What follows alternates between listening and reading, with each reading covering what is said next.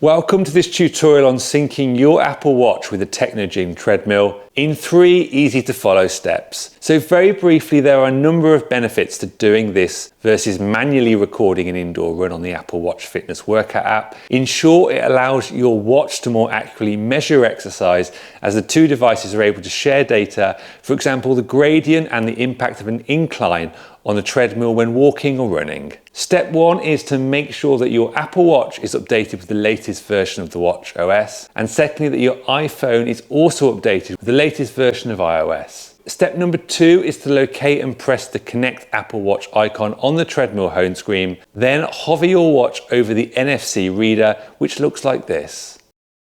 Then finally, step 3, to connect the device, simply press either indoor run or indoor walk option on your watch, and the treadmill and watch are now synced and working together. If you're interested in more tips for how to get the most out of your Apple Watch, do check out the videos up here, as well as our full in-depth fitness focused review of the Apple Ultra Watch here. Happy training and see you in the next one.